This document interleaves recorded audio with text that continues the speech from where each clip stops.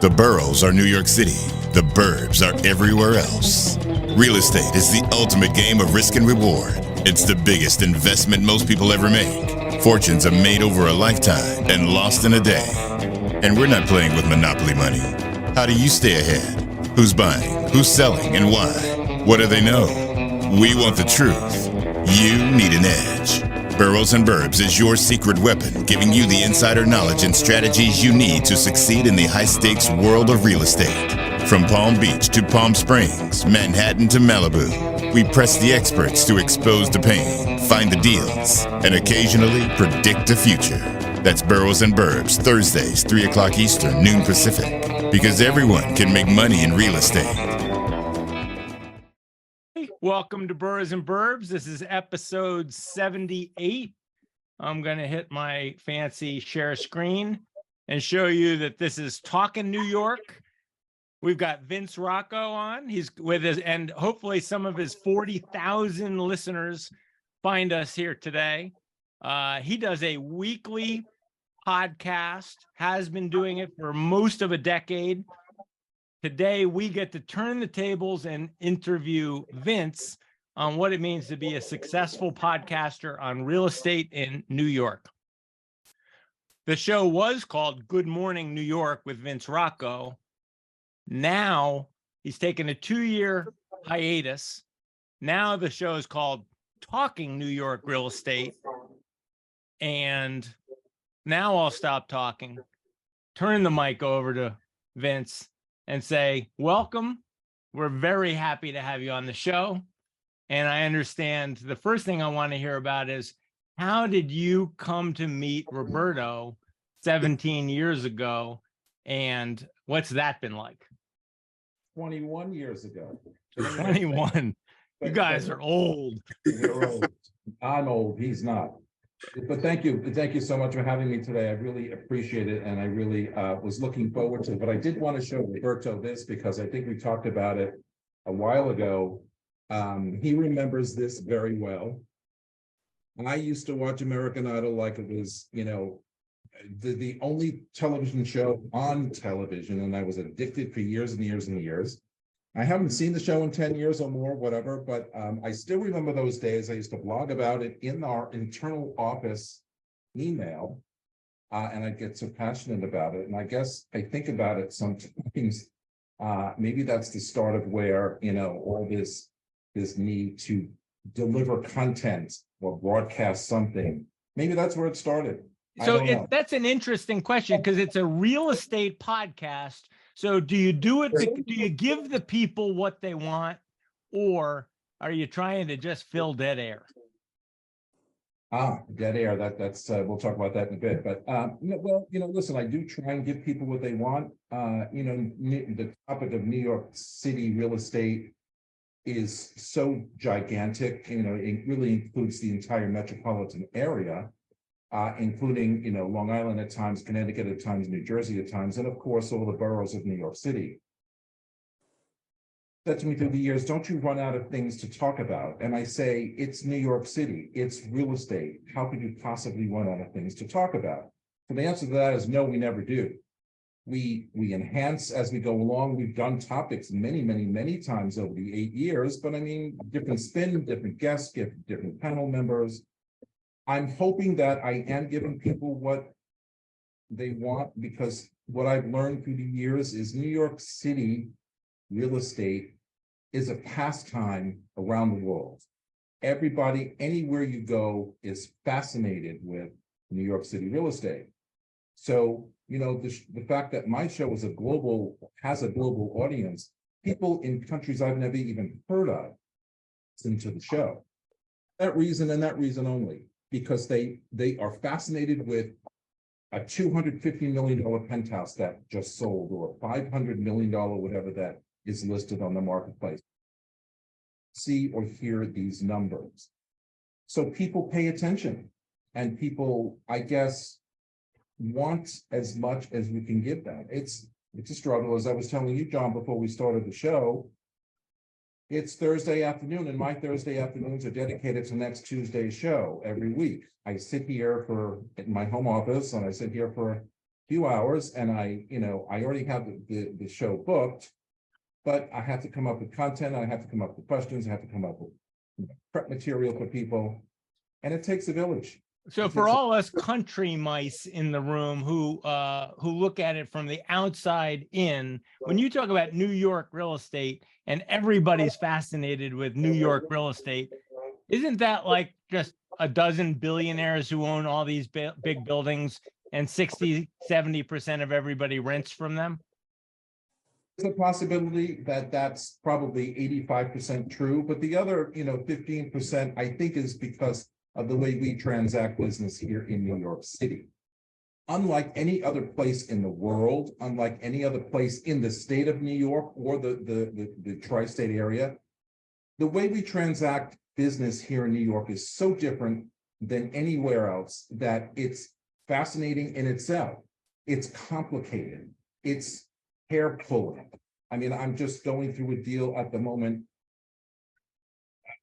It's like if I'm not screaming and yelling, I'm wanting to throw myself into the vodka bottle. That is excruciating. That is so true about you. The transaction here is so unique. When I was being licensed in 1998, the guy in the class would say, and this holds true everywhere in the country except for in New York. And then they would say, and this holds true everywhere in New York except for in Manhattan. So it's a very, very small place that just runs and it has its own speed. I mean, you can tell someone who's not from here just by walking on the street. She's like, you're not walking at the right speed. You're in the way. You're clogging the system. So, you know what I mean? But so can we just rewind just a little bit for just about how he started this? Because he did have this incredible blog when we were in the office about American Idol, and he would review every single performance, and it was meticulous and it was amazing. And I remember going to Vince and saying, that's really good. Like you should, you could do something with this. Like your voice is really valuable. And he says, you know what? I love that. I love that whole broadcasting, this and that. And then by chance, as you explained to us yesterday, your first podcast, you were approached to do it.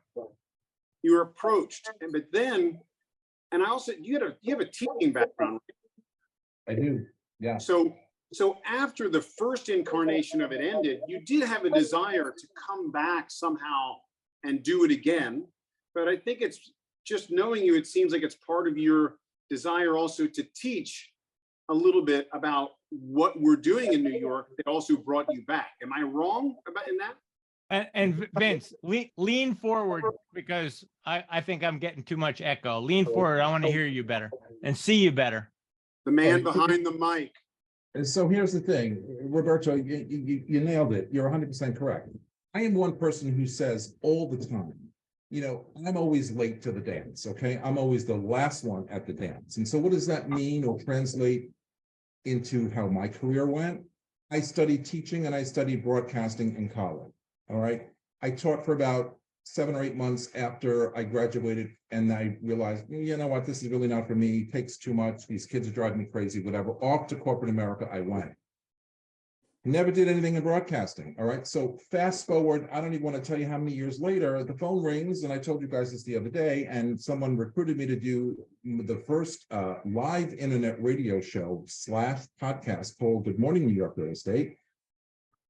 And I said to the guy on the phone, I said, I don't even know what a podcast is. What are you talking about? He says, do you listen to radio? I said, of course I listen to radio. He said, well, it's the same thing, only you can listen to it. And if you miss it live, it's going to be available later on in a download fashion. And I thought, okay, don't be too stupid. What does he mean by download? It's like, come on now. I don't understand this stuff. Anyway, long story short, we did it.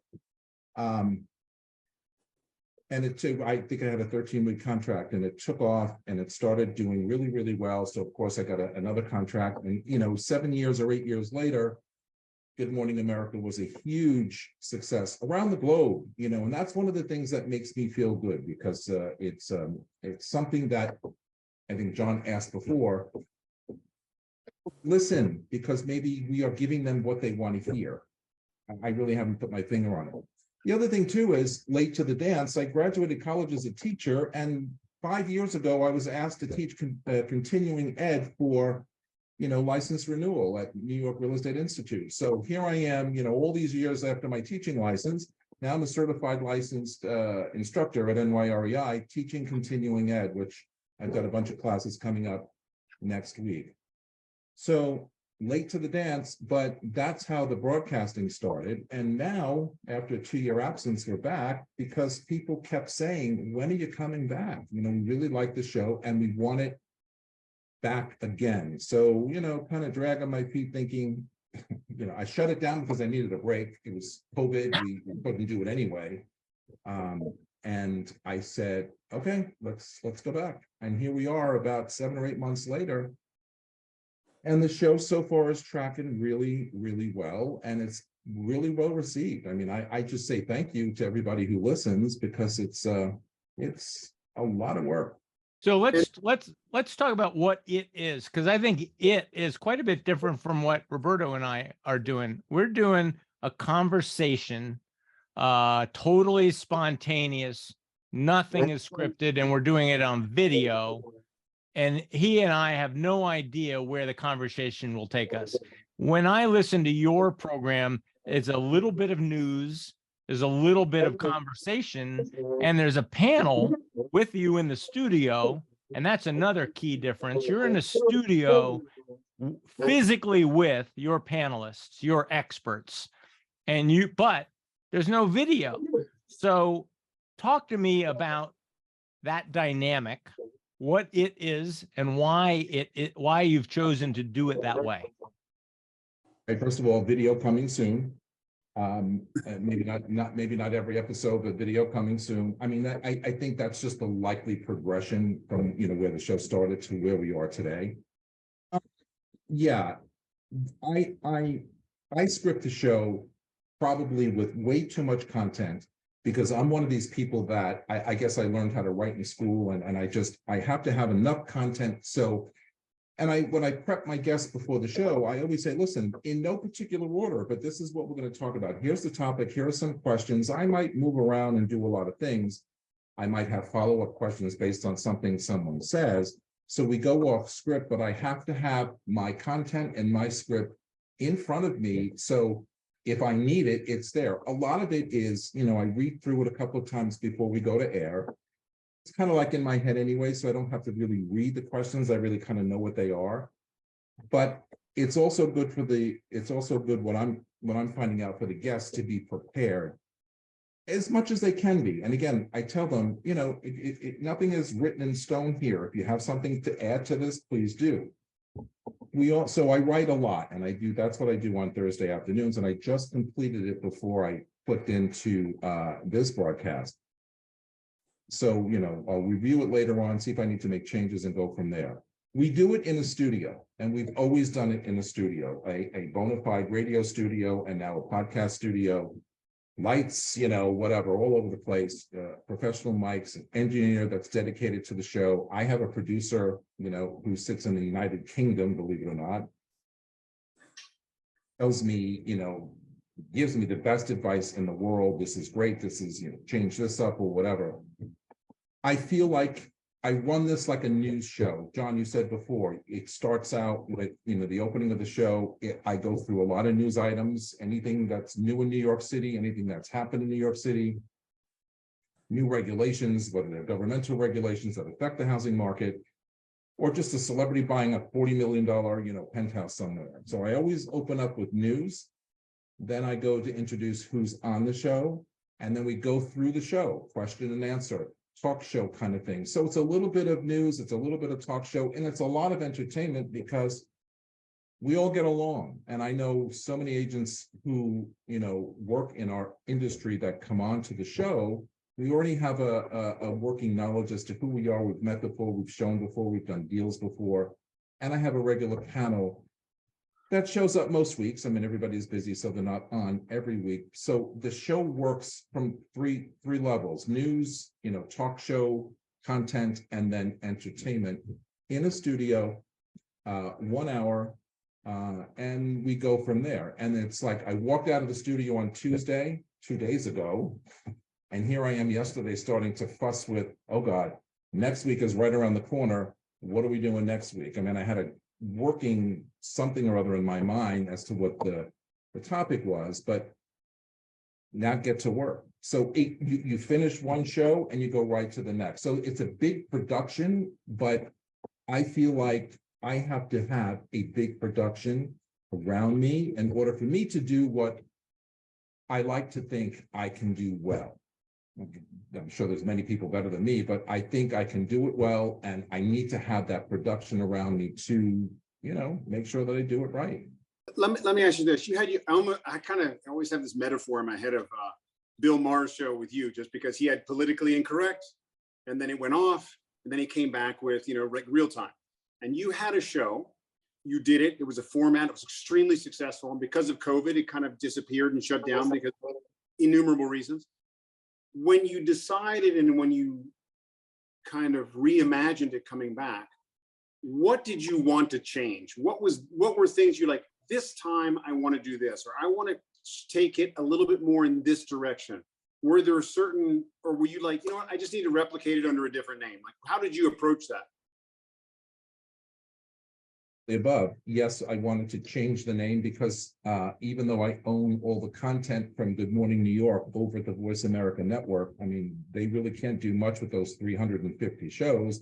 They're my shows, I own them, but I just felt I needed to make a name change if I was going to another, venue in the podcast world. So we went from Good Morning New York Real Estate to Talking New York Real Estate. Basically the same format. The only thing I really wanted to change was I didn't necessarily want to have the same panel members week after week after week, like I did with the first show, kind of like depending on them, because after all, look, I was learning how to do this. Now, like I said, they show up when they can, but it's okay because I think I personally have the format down, but we're just opening it up to a lot more topics. We're bringing in agents from companies that are large and small. For example, next week's show, I'm going to be talking about how the boutique real estate firms are coming back again, and they're very popular, and they're all over the place. And there's a bunch of names out there that that I could rattle off, and you've all heard of them, or maybe you haven't, but they're all making a big smash out there. So we're going to talk about that. But in the meantime, I'm bringing on agents from some of these smaller firms, not just the bigger firms that we're all used to working for and with. So not much of a change, just I think in the way I've tightened up the format. I'm very conscious, or I try to be, of dead air. I can't deal with dead air. So I've moved the pace of the strike. I think the biggest change from one show to this new show is the pace at which we roll for that hour. In fact, everybody around the table says at the end of that hour after I sign off, wow, that went by really quickly.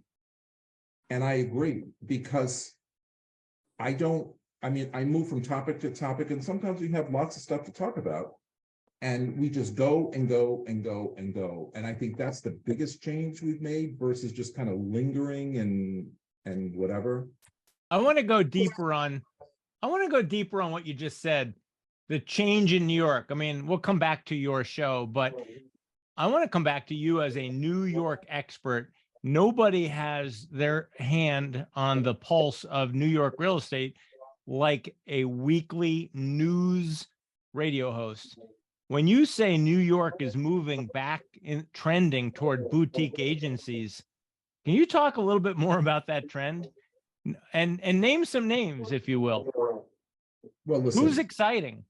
Well, listen, the bigger firms that we're all associated with, or most of us are, they're not going anywhere. They never did. I can tell a story back to 2012, and Roberto probably remembers this. Well, I actually left Halstead, where I started my career, and I went off to start a very small boutique firm with 5 other partners.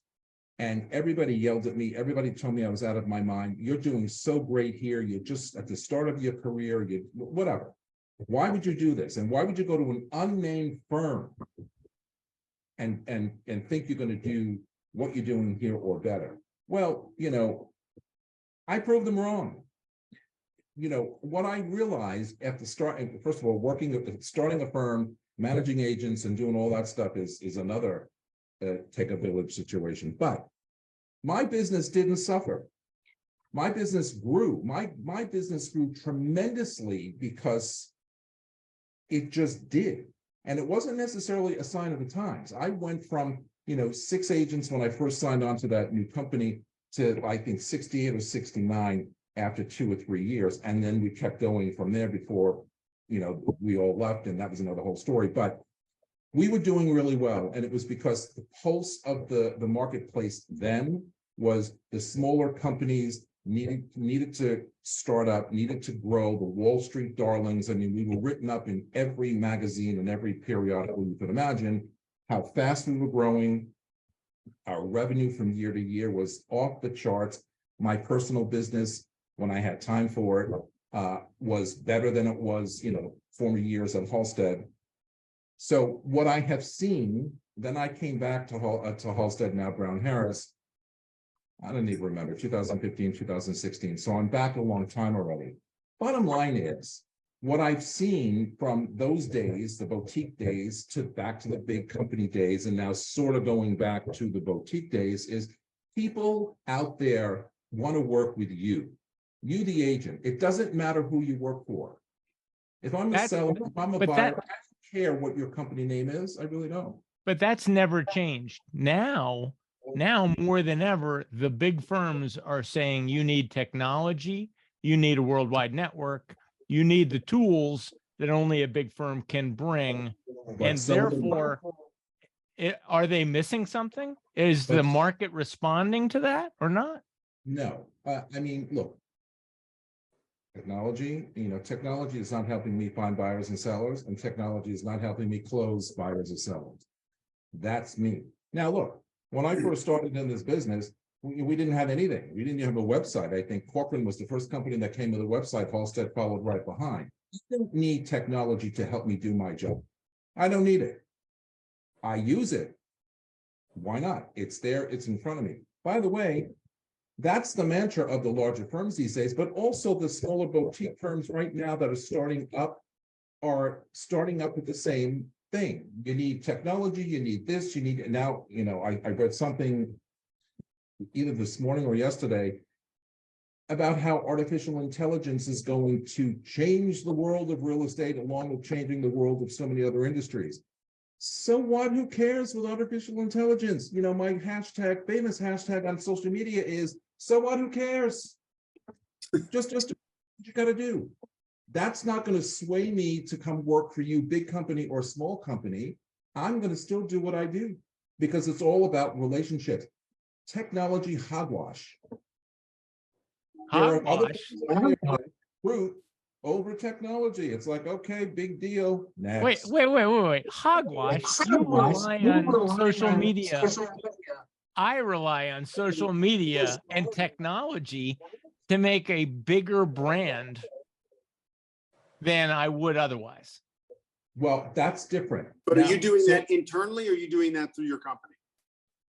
I'm doing that internally. You're right, but I am leveraging technology. And when a big company says to me, we can help you with technology and reach, that resonates to an agent. That's why the big companies are doing, are growing. No, it does, but here's the thing. I kind of separate social media from the technology bucket as we've known it and watched it grow, CRMs and listing systems and, all email systems. Listen, I worked back at IBM, way back in the 80s when email didn't even exist. So you can just imagine where my head goes, and watching my evolution through the years. Social media to me is marketing. Social media to me is branding. And I say to people all the time when I'm teaching real estate classes, on my show every week, you need to brand yourself. Your company isn't going to do this. You work for companies, yes, but you need to brand yourself as a person, as an individual and an agent to get your likeness out there and to get people to respond to it. Yeah, it's technology, but it's not the technology that the companies are recruiting. The technology words they're using really don't matter. My company doesn't help me with social media. They could care less. That's up to me. That has replaced, I will tell you, that has replaced my ad budget. I mean, I still get an ad budget, but ask me the last time I used $1 for my ad budget other than apartment photography, right? That's it. That is what I use it for. They're not paying for my marketing of me. You want to give a show sheet to people, they don't want it. Where do they find it? They find it on their laptop or their iPad or their phone. These are the things we talk about. I'm talking New York real estate, how we've progressed. And of course, technology, none of us want to see it go away. But I'm here to tell you, from my experience, it's not what people make it out to be. What I And hear just you so- saying, and this is fascinating me. So you're rocking my world here. What you're saying is that if I need a realtor, I should go look for somebody who hustles, an individual who hustles, and I'm just as likely to find a hustler, an independent thinker at a small boutique as I am at a large one. That's interesting. Listen, I'm not pushing boutiques. I'm just saying that is the topic of our show next week. I've been there. Okay, I had my own small boutique. I'm not saying there's anything about, I'm working for a large company look, I work for Brown Harris. It's a very big company, 150 years old. We just celebrated a birthday, 150 years. I have no issues with that. I'm just saying that we are our own person. I proved that when I opened my own firm because people did, I had a client after 3 years at my new firm who we were on the phone one day and I forgot, she wanted me to list her apartment. And I said, did you see my email? She said, yeah. She asked me a question and I said, you don't realize that I don't work at Halstead anymore? She said, no, I see your name in my inbox. I read your note and I see it. I said, but my signature block says my new company. She said, I don't go there. Vince Rocco, that's all I need to see. That's the point. Well, I think a little bit of what he's kind of saying is that in recruiting and things, it's almost like a building. You go to a new building, the building has a rooftop, it has a pool, it has all these things. Everybody's like, oh my God, but this building has this, that, and the other. And it almost gets oversold because it's an amenity that the people end up never using. And then you sell their apartment 10 years later, and he's like, how was the pool? How was the roof? They're like, I've been there like twice. It's like, it's oversold. What the nitty gritty of you living in that building is that apartment. It's like the nitty gritty of working with you is you. It's not your company. It is. And I work in a building that I've been working in for one of the buildings I work in. I sold from floor plans way back whenever. And 15 years later, I'm still in there for all the resales, all the rentals. It's a condominium building in Midtown West. And I tease people, who I sold to them. They say, I have to have a gym. I have to have a rooftop. I need this. I need that. And I bump into them on a regular basis because I'm in that building 7 times a week. And I say, so have you been to the gym lately? Because, I like to just give them a little tweak. And they say, oh, I don't have time for the gym. But did you tell me you had to have a gym in the building? What about the rooftop? When was the last time you went upstairs and barbecued a steak? No, I don't have time to do that. But you needed a rooftop. For what? So what I say to people when they ask me these things, I say, it's good for resale. So you may not use it, but the building is fully amenitized. It's great for resale because everybody, even when I sell brand new development, which I still do, everybody wants every amenity that you could throw at it. Whether you use it or not is not even the point. You'll play it up. Your agent will play it up when it's time to resell that unit, and it works. It works like 100% of the time. That's the metaphor of the big company, John. Yeah. How is the market now for all of us who are not in the market and aren't seeing the level of deal flow, the changes in prices? Where do you see it now? Because you're in the market with half a dozen experts every week, and the energy is changing since the pandemic. I remember during the pandemic, the word was New York's coming back. New York's coming back. Is it back? Is it getting better? Is it getting better fast enough? How's the market? Listen, in my opinion, it never went anywhere.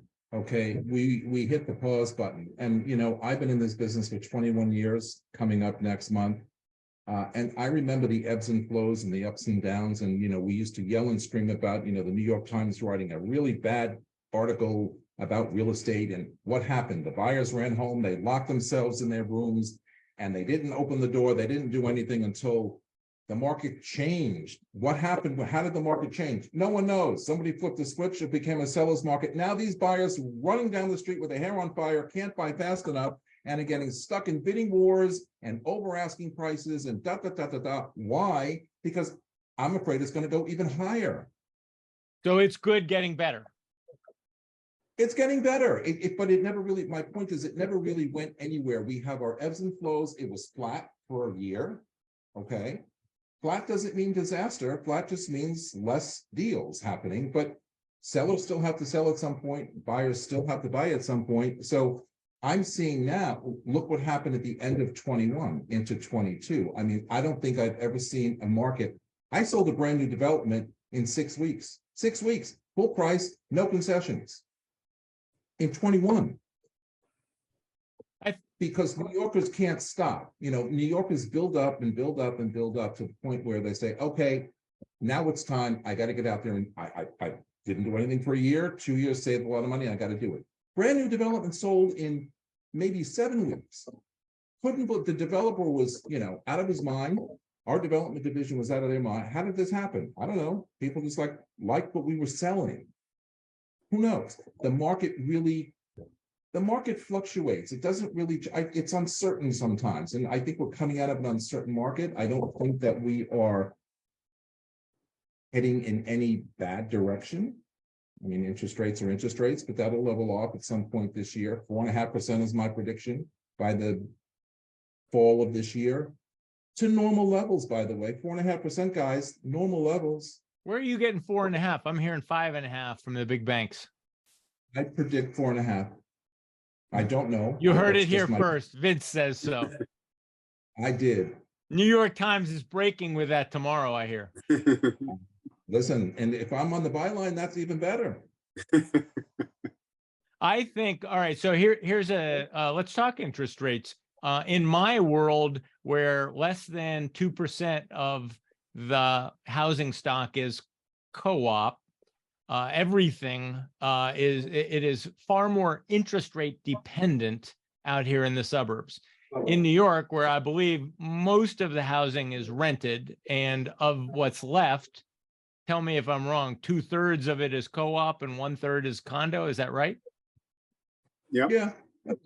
So the co-op people, they all have to show that they're sitting on plenty of cash anyway. So are they less interest rate dependent, generally speaking, in New York, because you have so many more co-ops? I think you're talking about really, when you peel back the envelope there, I think you're talking about the price point. And so what we see is there's still a lot of cash deals. I just did a deal on a co-op, you know, I'm hoping that the contract gets signed today. All cash at $2 million. It doesn't matter whether it's a co-op or a condo, it matters price point, and it matters, you know, the buyer, you know, where they're coming from. I mean, I've seen financing in both condos and co-ops. So interest rate matters more to the first-time buyer, I think, than it does to somebody who's buying for second or third time, or an empty nester, or, you know, a pied-à-terre buyer, because they don't have to buy. You know, they buy because they can. The first-time buyer, look, last year, a lot of first-time buyers said to me, listen, we were out there looking when the rates were still at, you know, 2.5, 2.93%. I could afford the monthly. What we have to remember is first-time buyers are very monthly payment driven. What are the common charges on maintenance, and what are the taxes if it's a condo? If I could afford the monthlies, you know, the mortgages could be okay. Now you go from 2.9 or 3% to 6.5%. What does that do? That automatically doubles their mortgage payment. So now the monthly calculation puts them way out of the box to be qualified by a bank or a board to purchase. So even if they wanted to, they couldn't. So that's how the interest rate really affected first-time buyers. Now it's kind of coming down again. You know, it's the first of the year, and you know, some of the Wall Streeters and the financial people got bonuses. If they got bonuses, whatever. So I see that there's a little bit of an uptick. And a lot of the apartments, I still sell are to first-time buyers. I mean, even though they're $1 million plus, they're still considered first-time buyers. I see it moving or trending. I like the word trend better, in positive direction. I don't see any flat sticking around for too much longer. It's almost a blessing in disguise to start your search. Like if you were just starting now, because if you started a year ago and you had calculated what your money would buy, and now you feel completely demoralized, depressed, and everything you looked at before you can't afford. Now, if you start, what the perspective is right off the bat. No one's going to take that away from you. If anything, it might get a slightly better. Mm-hmm. How about all those people who are listening to Vince thinking that if interest rates are going to go down to 4.5, I think I'll wait till the end of the year. So's everybody else. And I always say the most difficult thing in New York to get in, it's not the price, it's the competition. So right now it's lighter. It's an opportunity to get in. When everybody comes in, that's when you're never gonna win that bidding war. Well, that's the thing, when you sit around and wait, and when everybody then starts popping up, now you see open house. Look what happened last year in the rental business. So I told you before, I have this condo that I work in for 15 years. A couple of rentals last year in 2022. I've never seen rental open, and I don't do open houses for rentals really, but I've never seen volume. I mean, 17 people in the apartment at one point, the doorman's holding 25 other people in the lobby waiting to come in. And I thought, okay, this is like, whoa, this should be a sale. People paying over rental asking prices, smaller apartments, larger apartments. I mean, I did something in Brooklyn Heights for $12,900 per month. I mean, a 2-bedroom apartment, and the amount of people that showed up for this was insane. When they want to, they do it. When they don't want to, because of what they read or hear about, or the press carries on about, they just pause. John, like you said before, is New York back? New York never went anywhere. Everybody just went to sleep for a little bit.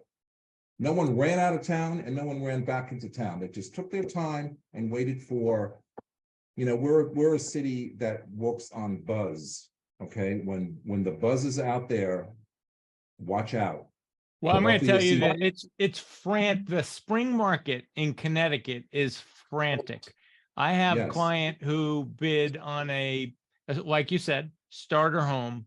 It's a couple, no kids. They're looking at a $600,000, $700,000, $800,000, $900,000. That whole category in Connecticut is crazy. They bid over asking, and they were not in the top 5 out of 19 offers on the first weekend.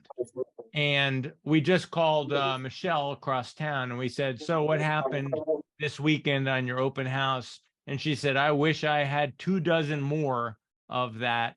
And in this case, it's at the $2 million level, $1.5 million to $3 million range in New Canaan or Darien or Westport or Greenwich.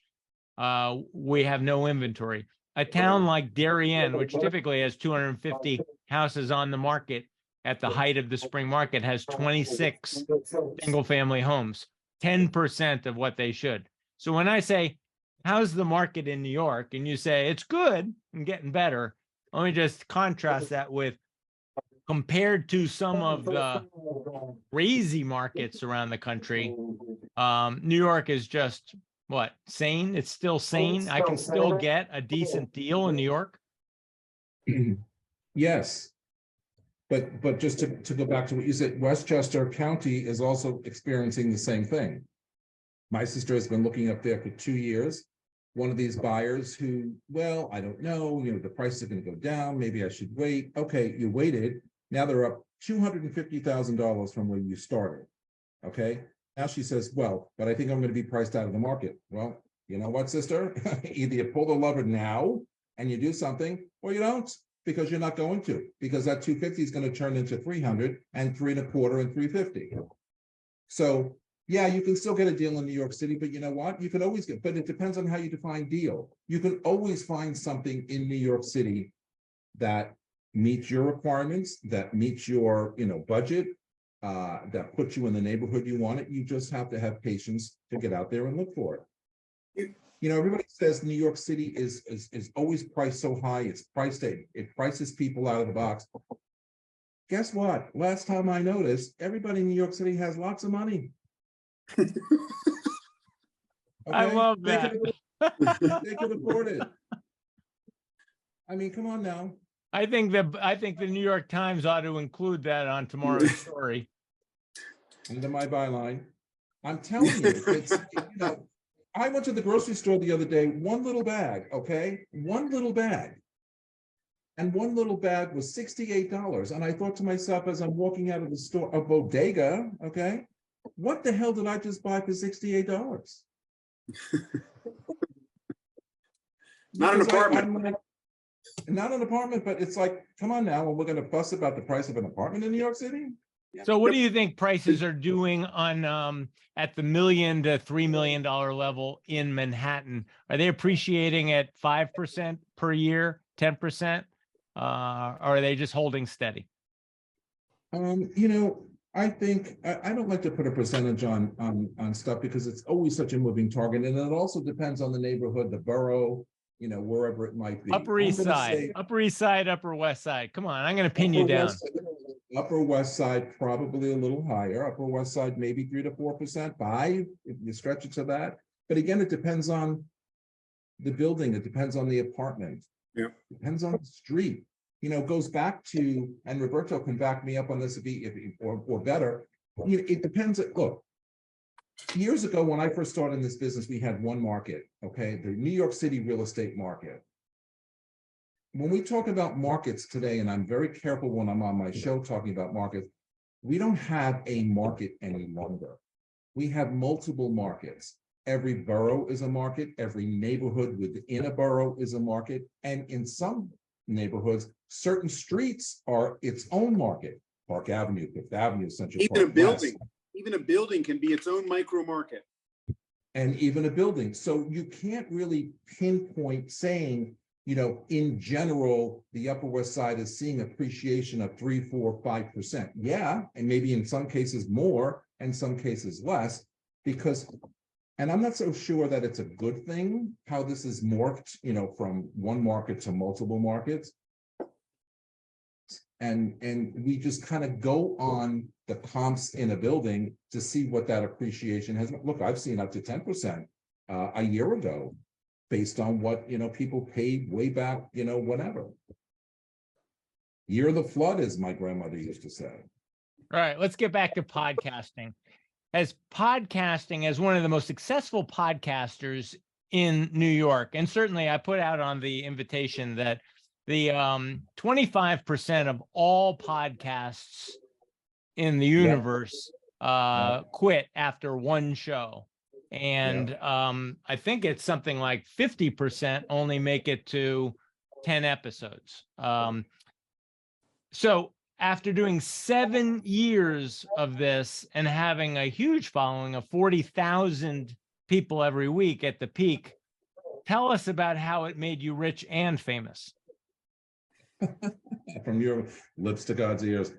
The other statistic you didn't mention, which I really thought was great, 26% or 80 million Americans listen to podcasts weekly. I didn't think that number was that high. And that's based on my own ignorance when I got recruited. They're all watching Joe Rogan. It's just all Joe Rogan. He's sucking all the oxygen out of the room. Maybe so, but bottom line is, to me, that's an unbelievable number because again, when I was recruited, I had to look up the word podcast. I felt like an idiot. Look, it was a slow burn. My brother was the first listener on first show. Audience of one. Who the hell knew of Vince Rocco? Who knew about Good Morning New York? No one knew about the show. It just premiered one day and that was it. My brother listened to it. One person, it was my brother, Michael. That grew over the years to, as you keep saying, 40 to 45,000. It would fluctuate every week, whatever. listeners around the globe. And I used to sit there thinking, all right, how can I monetize this? How can I turn this into, something that's going to put money in my pocket? Because this is now getting to the point where these numbers are outrageous. I mean, totally outrageous. But I also started at a time when there were not very many podcasts, number one. And number two, there were no New York City podcasts and New York City real estate podcasts. So it hit at the right time. Chalk it up to timing.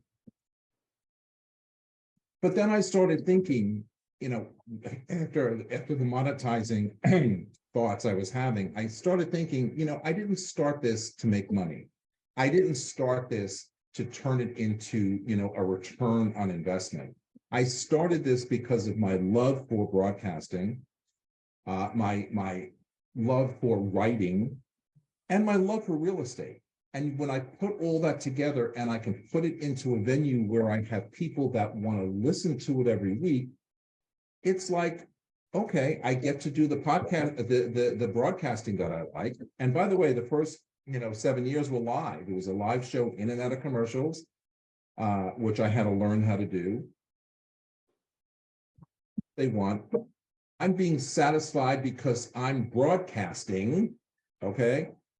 I'm making money doing my real estate deals. I didn't even kind of think about, Does this help? Does it help or does it hurt it? The what? Does broadcasting help your regular career? Because some of us will say, I don't need to make money on podcasting, but if it helps my day job, I think I'd do it. I think I'm a good writer. I like to talk. I like to broadcast. I think I'll start a podcast to help my day, my regular job. Does it? Oh, okay. So hold on a minute. The answer to your question, it does and it doesn't help. But here's my response to, I think I should start a podcast, blah, blah. I teach continuing ed. Right next door to me is the new sales class, okay? And there are hundreds of students in that class. I mean, I don't even understand where these people come from. I want to be a real estate agent. So when they come to talk to me on a break because they see me sitting in the classroom and I'm on a break with my students, they'll start picking my brain about this and about that. Of course, they're all looking for, a team to join or that's going to hire them. And they say to me all the time, what kind of advice do you give me? And I look at them straight in the eye, and I've been saying this all of my career. And this is what I mean about podcasting too. If you want to do a podcast, I don't care what the topic is. And I tell the real estate students the same thing. Do you have a fire in your belly? Do you want to do this? Is this a total 100% passion of yours that's going to make you feel fulfilled? It's going to keep you focused. And with the fulfillment and the focus, you're going to get out there and drive your own success. If you tell me you have that drive in your belly to do this, then do it. But if you can't tell me that, step out. Can I just tell you that what? Go ahead. Can I just tell you that when I looked around at all of New York and all the realtors in New York, I found Roberto Cabrera and I read his market reports and I said, this is a guy who has a lot to say. I think he's got some fire in the belly. This guy has a lot to say. And maybe I should ask him.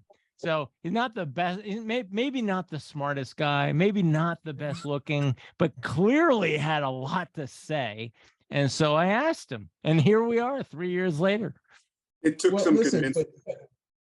But he has that skill. Okay. He always had, from the day I met him, he had the fire in his belly. He was aggressive. He was focused. He was a damn good writer and still is. His videos, if you haven't looked at his videos, for heaven's sakes, I mean, come on now. This is what I'm saying. You have to do this well or don't do, just step aside. If I say sometimes, so many people make my head hurt, okay? And they make my head hurt because they're in the wrong place. And they want to do it, they want to do it, they want to do it, but they can't. Just step aside and let somebody else do it. Do something else that you can be really passionate about. This podcasting is very hard. Real estate transactions are very hard. You got to have a thick skin. You think I look like this on purpose? 20 years of this? I might have turned out differently. Who knows? Roberto, do you still have the fire? Sure. Any reflections on I don't podcasting? have the artistry like you guys have for the to host. Like as I said, I'm your Ed McMahon, you know, like, you know, Second banana. that's good. I'm okay with that. I'm okay with that. I Oh, need you're selling Roberto yourself. to go, hey, wait a minute, like every 10 minutes to go, hey, wait a minute, wait, you know, and like throw the bullshit flag. And I Look, have to. it's like anything else, you know. I don't care what your job, you know, your job discipline is, whatever. I mean, even when I'm teaching school, look, it takes a lot to stand up in front of, you know, experienced agents and to get a point across, or to make a point, or to even just run a class. So you have to like what you're doing, and you have to see. I think people do it for all the wrong reasons. When I was running my little company at Blue all those years, I would be recruiting, and I'd have brand new agents come in and sit down in front of me, and I would laugh out loud most of the time, because all they kept saying to me was, so if I decide to take a job here, we'll start with that. Does that mean I get an expense account? Does that mean I get car service? Does that mean I get to have all of these parties? And I'm like, you are watching too much reality television, okay? Because I'm here to tell you that ain't the way it is. And here, I own this company, and I pay for my own car service out of my own pocket, and I don't get an expense account. And if I want a party, either my developer pays for it, or we don't have one. And they were like stunned. So these are people who were looking at a profession that was all wrong for them, because they were looking at it for all the wrong reasons. Those who didn't ask those questions and approach the interview differently, those are the ones who got the job. And those are the ones who succeeded. Most of them. Talk to me about Voice America affiliating with a big company, getting a producer. Was that a good idea for you as a young podcaster? Is it a good idea for me, an old podcaster? When does it make sense? First of all, you know, nods to Voice America. They gave me what I have. They put me where I am, and they were amazing to work with and for. Very hands off, but right there if you need them. I had an executive producer. I had a producer. I had a dedicated engineer. Were they assigned by? Were those people assigned by them to you? Yes, yes. They were out of Phoenix, Arizona. So my weekly, you know, 9 o'clock on Tuesday morning engineer, you know, was out in Arizona, and I think they're 2 hours behind us. So it was really early for him. I learned everything there is about podcasting through them. First of all, they packaged everything. All I needed to do was show up on Tuesday mornings at 9 o'clock with my content and do the show. But they packaged the theme, they packaged they cleaned it up before it went to podcast if there was a faux pas, you know, during the live broadcast. They have a wide stretch of listeners around the world. And part of the reason why I grew to, and by the way, I remember in the last couple of months of podcasting there, or live radio there, my producer called me one day and said, you know, you're in the top 1% of all podcasts around the world. And of course, I sat there thinking, well, what does that mean? He said, well, do you look at your numbers? I said, I look at them every week when you send me the ratings. He said, well, there are not that many podcasts, even here at Voice America, that have those kinds of numbers. You're in the top 1% around the world. I mean, God knows where I fall today, but, and certainly with the new show, I'm nowhere near that. Bottom line is they got me ready for where I am today, experience-wise, and going out on my own. Now, will I return to a network like Voice America someday? Sure, maybe. You know, they are a lot more expensive. So I decided, upon our return, let's start out this way, and maybe we'll grow back to, because I had sponsors there too, based on the numbers, you know, it didn't cost me anything. So can I ask you something about that? So kind of as a metaphor with the boutique agent, larger agent, what John was kind of saying, were you able to grow to that size because of the infrastructure and the reach they already had that you kind of piggybacked on, and you kind of ran all over their playground to spread your voice? Whereas now or to do this on your own, much more difficult? Absolutely, 100% yes. Their infrastructure, their wide network around the world. I mean, I said to you guys before, I would look at the ratings every week. I'm a numbers guy. I would look at the ratings every week. And I would see country names that I've never heard of. And 10 people in this little dinky country somewhere were listening to my show. So yeah, I do attribute those, the climb. But it took a couple of years to go from 0 or 1, my brother, to 40,000. So yeah, I attribute that 100% to Voice America's reach around the globe, but also what that's done for me now in this new venue is now I know how to do it. Now I know how to do the broadcast every week. And it's up to me, and this is where, it gets a little, tough sometimes. It's up to me to continue to get the word out there, because there are all those 40,000 people that used to listen are still out there. And I sometimes sit here, like today, I was thinking, maybe if I didn't change the name, they would have found me sooner. But if they're looking for, the show and they go New York Real Estate Podcast, whatever, I'm going to pop up anyway. So they're going to find me. It's the Vince Rocco that's going to pop up. The good mornings and all that other stuff is nonsense. You have such a catchy, powerful name that's yeah, there you go. So now when you think about growing your audience, or for someone who has a small podcast and they're asking you these questions, what are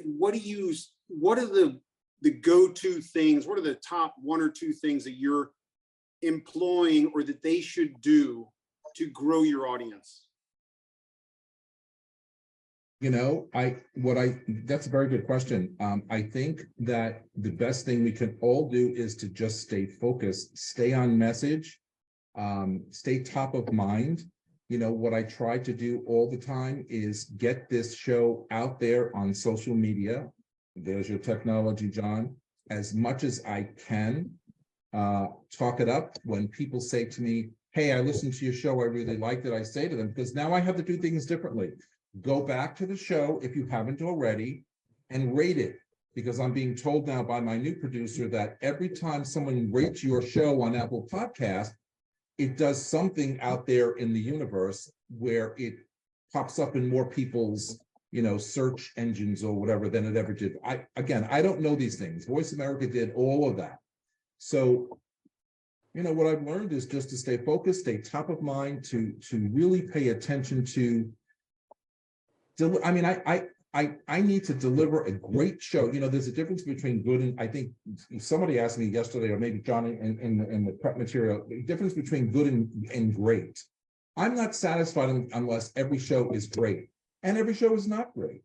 Okay, they're just not. They're good. Some of them are great. Last week's show was great ×2. That is because of the chemistry in the room. The reason I liked the studio was we all just dove in there. We have this little thing we do before the show starts, and the show turned out to be great. But my goal every week is to, from a writing perspective, a booking perspective, and then a conversation perspective, boy, is that a lot, make a great show.